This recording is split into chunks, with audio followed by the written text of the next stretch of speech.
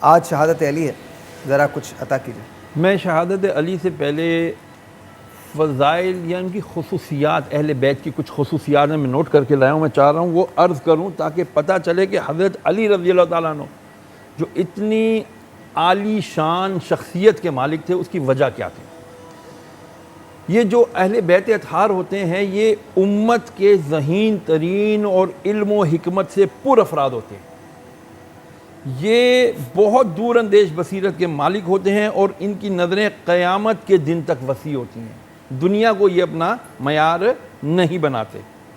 امت کے درد و غم کو اپنے اندر اس طرح محسوس کرتے ہیں کہ جیسے کوئی اپنی سگی اولاد کے لیے درد کو محسوس کرتا ہو، یہ کسی کے لیے اپنا حق بھی معاف کر دیتے ہیں۔ اب اس کی دلیلیں بے شمار ہیں۔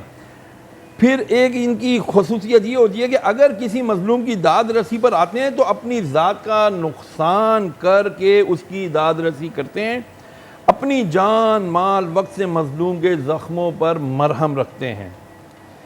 غیرت کوٹ کوٹ کر ان کے اندر بھری ہوتی ہے۔ اب یہ غیرت کی پوائنٹ کو ذرا میں ہائی لائٹ کرنا چاہوں گا کہ جب ضربت ہوتی ہے، جب ضرب لگتا ہے تو آپ کہتے ہیں یار وہ جو تھا ابن مجرم ہی کہوں گا میں اس کو، ملجم کیا کہوں، نام اس کا عبد الرحمن ابن ملجم اس کا نام ہے، تو اس کو پھر اس کی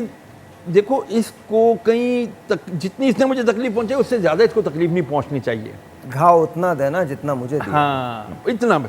ٹھیک۔ اچھا ہمیشہ اس کوشش میں ہوتے ہیں کہ نیچے والے کو اوپر لائیں، یہ وہ پوائنٹ ہے سر جو آج مفقود ہے ہم میں۔